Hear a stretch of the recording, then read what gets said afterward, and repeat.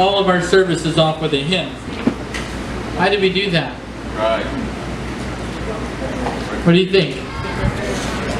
Prepare our hearts, all right? So what does that mean? So do you think that there's a reason for it, or it's just something we do to fill the time? There is a reason. Well, there's a reason for it, and we're going to talk about part of what that reason is. Let's go ahead and open your Bibles to the book of 2 Kings. 2 Kings, chapter 3. So the first question we need to answer is, what is music? Okay? What is it? Right? So music, if you look at, if you're looking at your hymnals, you'll see those black dots. That's what the musical score is.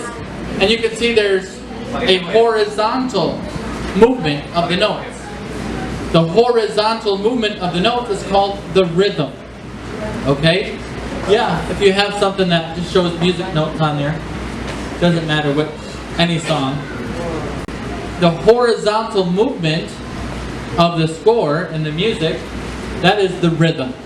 Okay, now there's the rhythm and then there's the beat. Okay, so you can see how it goes from here going across, and you can see how you have these little dots right here, and you have these extra staff notes down here. You see that? That tells you how long and how short to hold that note.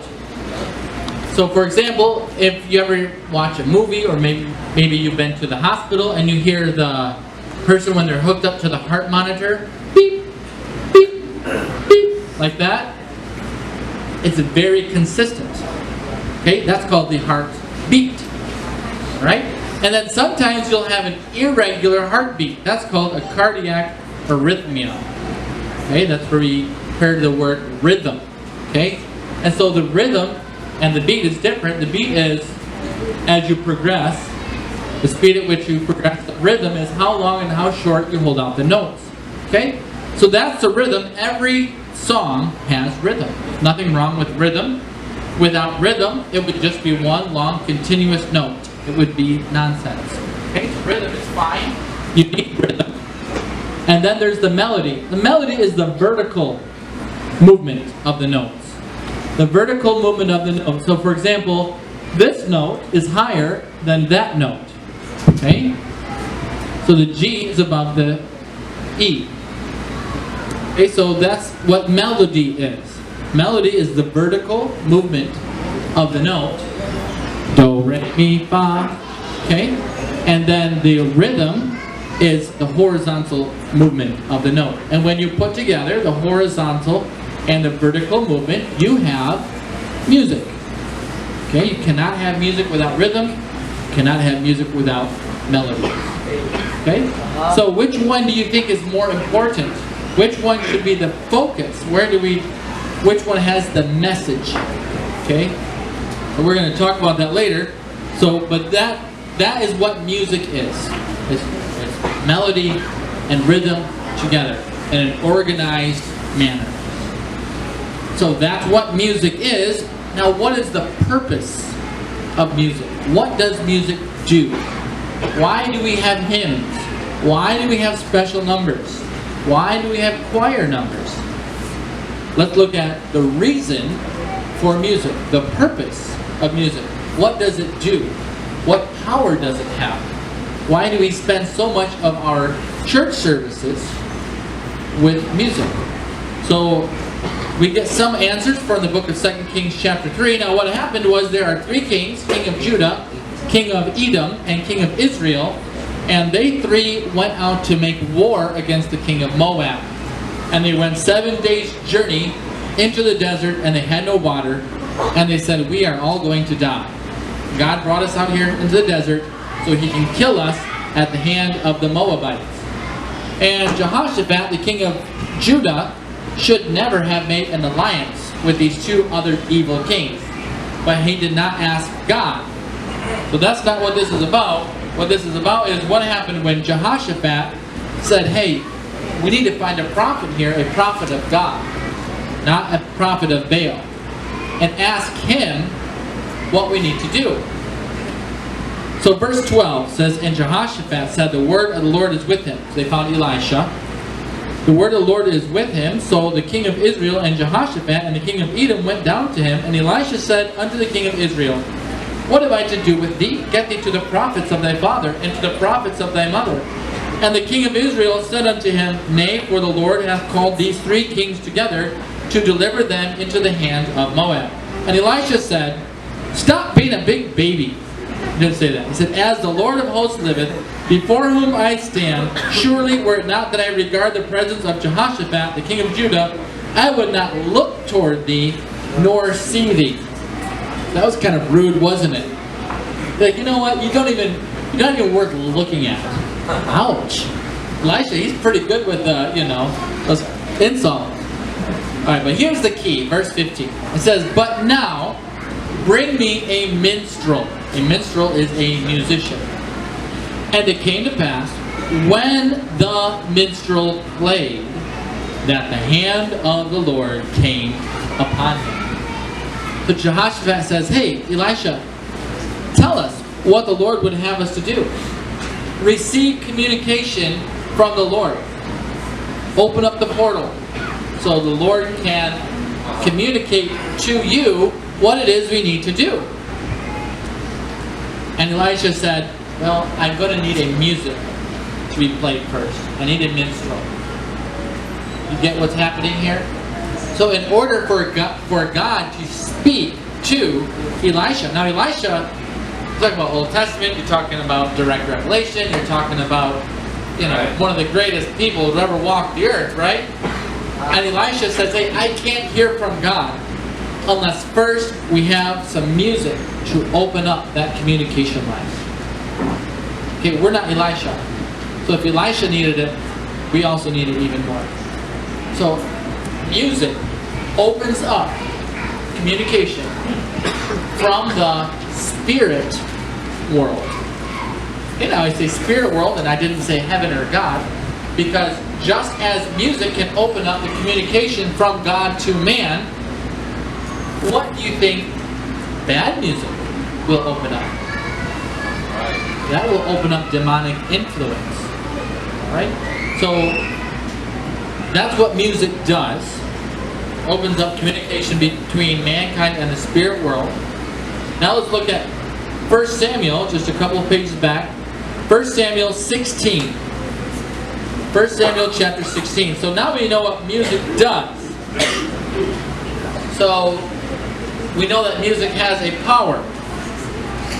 So now we need to answer this question.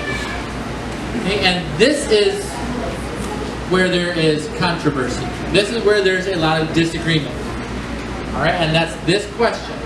Those who listen to rock and roll, those who listen to rap, those who listen to Christian contemporary music, which is no such thing. There's no such thing as Christian rock. There's no such thing as Christian rap.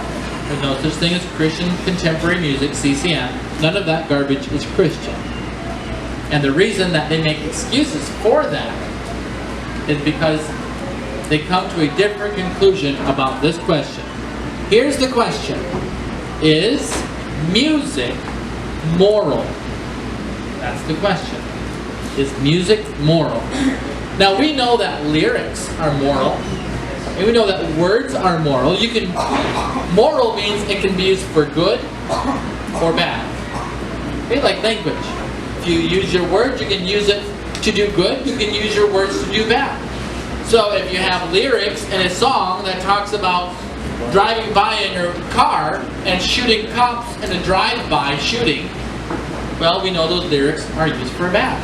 Okay? And if the lyrics are something that talks about the greatness of God and it's objective, that means it's truth, not just for one single person, but for all people, then we know those lyrics are good. So lyrics are moral. Everybody knows that.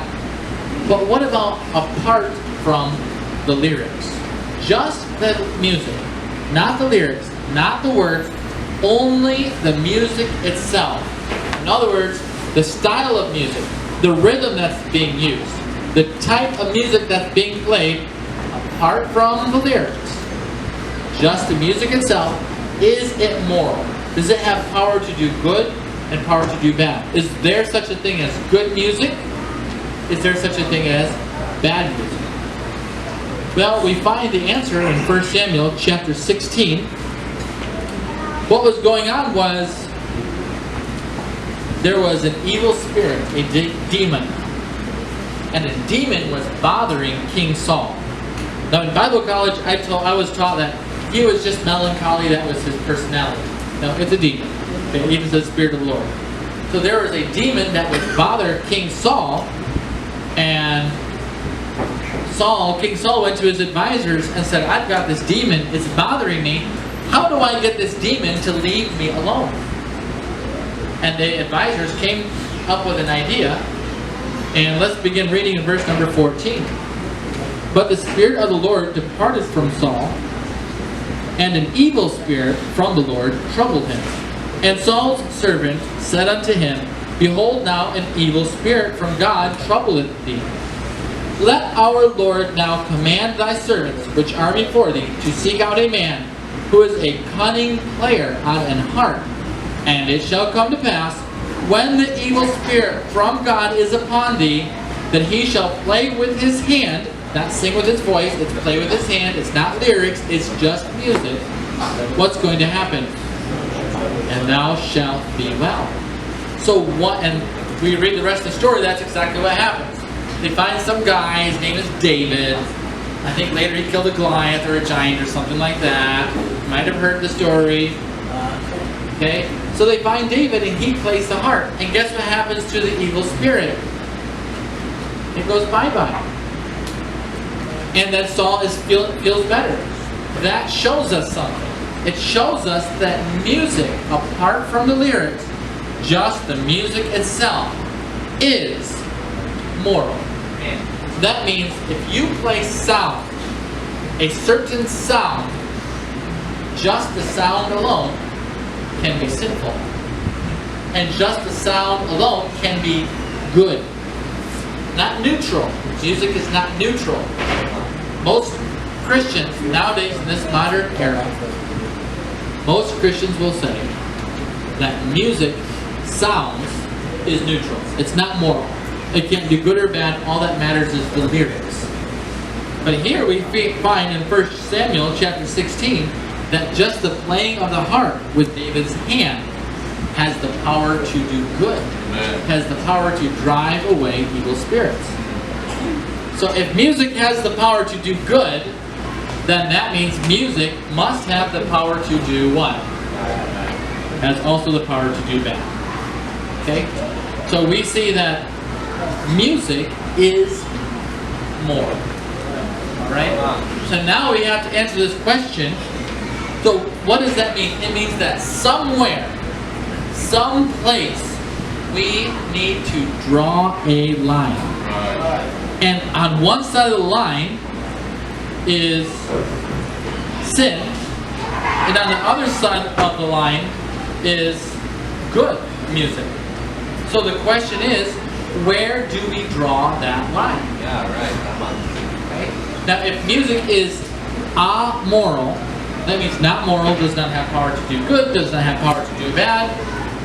You don't need to draw any line. You can listen to rap, you can listen to rock, you can listen to CCM, you can listen to uplifting songs. It doesn't matter if it's not moral, if it's amoral. But based on what the Bible teaches, and even what the world will tell you. If you go to a lost person, and you ask a lost person who lives in the flesh, people of this earth, they are Esau's, and you ask them, does music have the power to do good and bad? They would say, yes, of course it does. And of course they choose bad. Music is the #1 activity of youth in the world. More than watching TV, more than anything else, it's listening to music. Why do you think they would do that? Because it speaks to them. Because it has the power. And what Pastor mentioned is that Satan is a musical creature. He was God's orchestra. He was the leader of God's orchestra, or he was actually the orchestra, really. So we can see that Satan's #1 tool that he is really good at is music. Right. And we know that there is a power, that there is bad music and there is good music. It would be foolish to assume that Satan would say, you know, I've got this power to do bad with music, I just won't use it. I just won't use it. Satan's not going to do that. Of course he's going to use it. So the question is, where do we draw the line? If the line must be drawn, and yes, it must. We must draw a line. Where do we draw it? Well, there's a few things that we can look at. How about Psalm chapter 40, verse 3? It says, and he hath put a new song in my mouth, even praise unto our God. What kind of song is this? New song. So when you become a Christian, what does God give you when you get saved? A new song. A new song. So follow along with me. If there is a new song, there must have been an old song. Right? So now we can see where the line is. The line is that we have to have a new song as opposed to an old song. Okay, what do you think the old song was? Okay, that was the one that you listened to when you were in the flesh, before you were saved, before your spirit was made alive. And so what is the new song? It's different than the old song. Okay, so that ministers to the spirit. When you get saved, it says that our spirit is quickened. That means made alive. Okay, so there is music that ministers to the flesh. That's the old song. And then by definition, the new song is what ministers to your spirit. Because that is when your spirit is made alive. It's when you got saved. So that's why we know that there's a music that ministers, that speaks to, communicates to your flesh, and then there's music that communicates to your spirit. And it's that spirit-filled, spirit-led, spirit-communicated music that is our new song. And that's something God puts in us when we get saved. So, do people who are lost, do they have that new song? They don't. If they hear that new song, what would be their reaction? Now remember, the new song speaks to our spirit. And their spirit is dead. So how do you think they feel when a spirit-led song is being played for them and their spirit is dead? It would be like you speaking Tagalog to me. My eyes would just kind of glaze over like this. I go, yeah, that's right, yeah. Okay. Why? Because they can't understand it. They don't have the resources, the capacity to receive what's being communicated. Their spirit is dead. So you've got to ask yourself, what does the world, not the lyrics, just the music, what music does the world like? And that is going to be the old song. So if you look at the #1 top 10 hits of the pop charts, okay, those are what the world likes. That's the old song. And you take that sound, you take that music, not the lyrics, you take that sound, that music, and you can know for sure this is the devil's music. This is what God does not want us to listen to. This is something that will speak to our flesh, and it will bring a demonic influence into our lives. Let me ask you this. You ever see maybe on old movies or documentaries, you ever see mostly you see from Africa, but also in old times in the Philippines, they would have these rituals, these dances. What they were is really seances. It's where a seance is where you try to speak to a demon and allow a demon to come and fill you and speak to you. And you might picture there's a fire in the middle and there's a circle around the fire, and what are they doing? Sometimes they get drunk during it. What else are they doing? Yeah, they're dancing. And what are they dancing to? Violin? What are they dancing to? Drums. Drums. Did you know what they would dance to in South America? The Aztecs, the Incas? Drums. Do you know what they would dance to in Africa? And some still try to do it today. Oh, it's part of our culture, it's our history. We don't want it to die. Yes, actually you do want that to die. What do you think they would dance to? Drums. You don't think that's a coincidence? American Indians used to do this as well in North America. You know what they would dance to? Drums. Think that's a coincidence? What about old times in the Philippines? And I bet you they still probably have. You see those bajau, they come down from the mountain and drive you crazy on the jeepneys. What do they bring with them from the mountain? A little bit of clothes, not very much, and a lot of drums. Do you think that's a coincidence? No. All these cultures and all these different continents who have no communication with each other, somehow it's as if there's a hand, an invisible hand, that's orchestrating and guiding them to play that sound, that music, in order to receive influence from the spirit world, from demons. And that is an instrument that was very common, by the way, in Israel and the lands around Israel. And that would be the drums. And where do we find that the Bible tells us to praise God with the drum? Harp, psaltery, sackbut, dulcimer. It tells us all these instruments to praise Him with. Why does God forget to mention the most common and simple instrument in all of the earth? He never says to praise Him with the drum. Well, we know why, because the drum is one of the only instruments that can only play rhythm. You cannot play melody with the drum. So the question is, where do we draw the line? Well, it must be a new song. It must be a different sound than what the world likes to listen to. And forget about the words, I'm just talking about the music, just about the sound. Let's turn to Psalm chapter 29, verse 2. Just a few pages back, Psalm 29, verse 2. Give unto the Lord the glory due unto His name. Worship the Lord in the beauty of holiness. Do you see holiness displayed in Christian rock? You're not going to find that. You find beauty in it. The beauty of the holiness of God. Are you going to find that? You're not going to find that in rock and roll. It's something that reflects God's holiness. It's something that when you listen to this music, you should say to yourself, I need to be more holy. I need to be more holy like God is holy. I need to separate myself from the world. That's what holiness is. It's separation. I need to be sanctified from the world, sanctified from their music, sanctified from their dress, sanctified from their words that they speak, sanctify myself from the movies that they watch and places that they go. I need to separate myself. I need to make myself more holy, as the beauty of God's holiness is.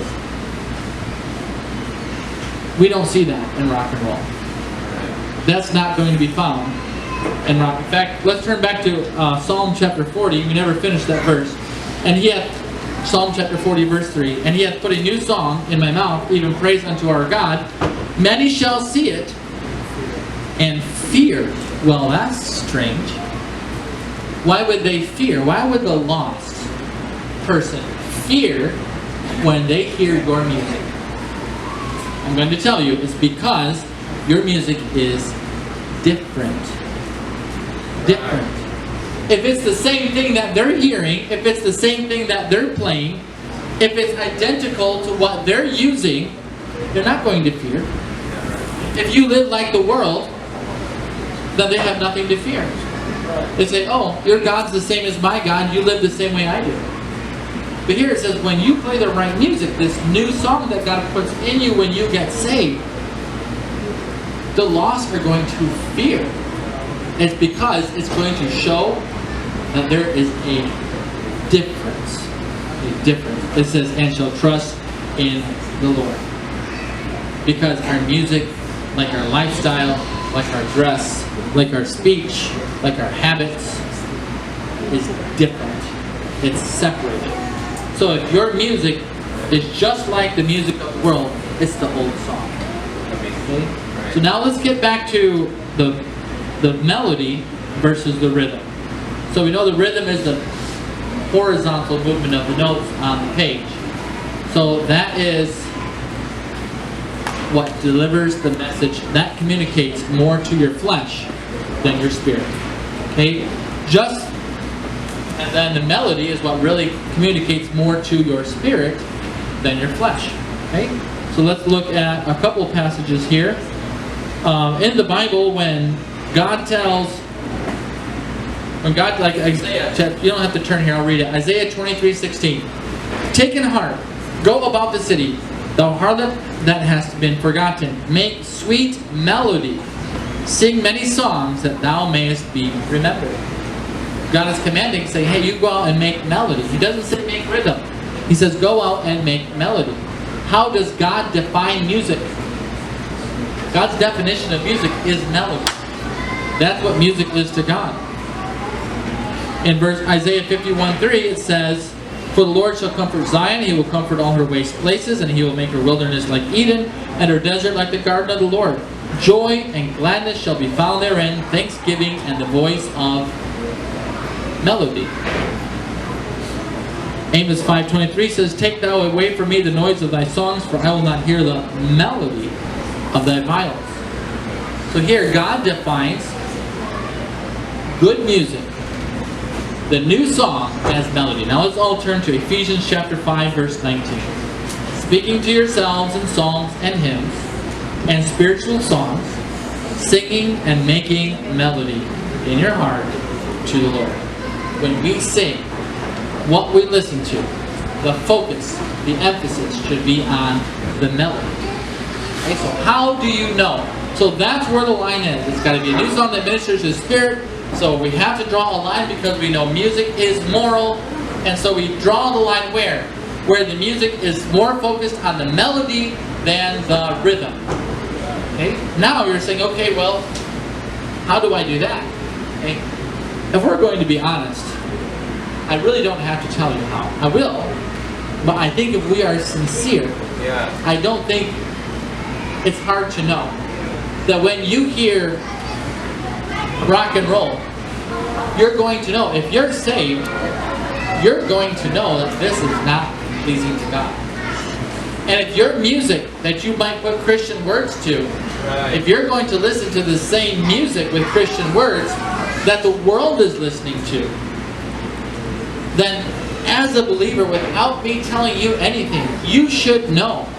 You should know, and I think you really deep down you do, what is pleasing to God and what is not. Okay? So, what music is more melodious than rhythmic and rhythm? Okay? And that has to do with the type of rhythm that is used.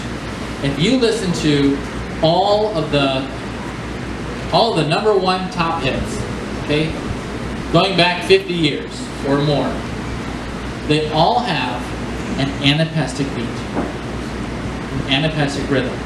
Okay, for example, syncopation, or it's also called a rock beat. Okay, sometimes I'll get in a jeepney, and the jeepney driver will play nothing but a rock beat, nothing but an anapestic beat. No words, no melody, so it doesn't even qualify as music. It's just the beat. And you probably know what I'm talking about, right? You've been in jeepneys, the jeepney driver turns the volume all the way up, and it's just this boom, boom, type thing, right? That's an anapestic beat. Why does the jeepney driver do that? He obviously gets some enjoyment out of it, right? What enjoyment does he get? It's something that speaks to his flesh.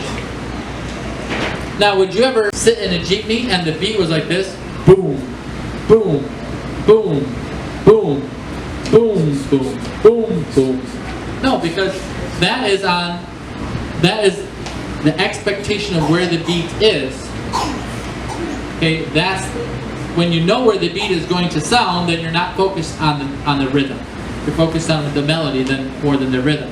But when you take that rhythm and that beat and you put it off of where the downbeat is, then you have an anapestic beat.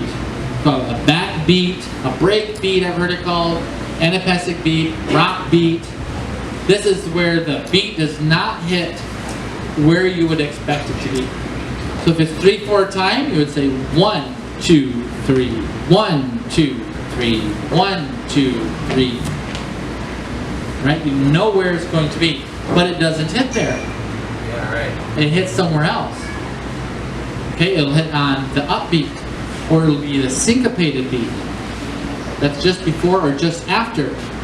You expect the beat to be right on the 1, but it's not. It's just after it or it's just before it, and it kind of throws you off because it wants the focus to be on the rhythm. Okay, our music should be reflective of God's holiness. It should be beautiful as God's holiness is. It should be a new song. It should not be anything like what the world listens to. Right. And not talking about the word. Christians today, they want to have the rock and roll, and they want to bring it into church. I don't think there's any radio station that any believer, any FM radio station that any believer could listen to in the Philippines. Do you know of any? There's one. So if you're listening to an FM radio station, except for maybe one, then you know there's something wrong. Right, there's something called abidingradio.org or .com, Abiding Radio. That has some really nice music to it. And also you can go on YouTube and you look at Ron Hamilton or Steve Pettit. These are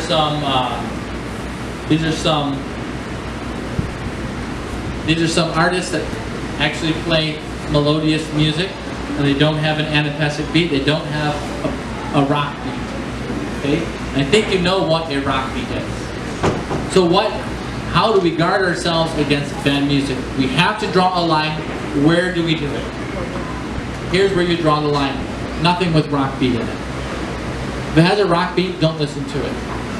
Okay, all rock and roll has a rock beat. All rap music has a rock beat. In fact, all of it is. CCM has a rock beat to it. Right. We don't want that in our music, and that's what makes music bad. Okay? So if you're listening to anything that is a popular Christian group, you're not listening to Christian music. Okay? That's not Christian. No such thing as Christian rock, no such thing as Christian rap. Today, Christian, the modern Christian, the casual Christian, what they want is they want the world's music with Christian words. You can't mix truth and error. If you mix truth with error, it's error. You can't say, well, some people have said, well, we wanted to use it to reach the youth. Okay, first of all, that's not how you reach youth. Okay, you reach them with the truth. And if you don't lure people with the truth, and you're luring them, you're baiting them, you're tempting them with error, guess what you just brought into your church? A bunch of lost people.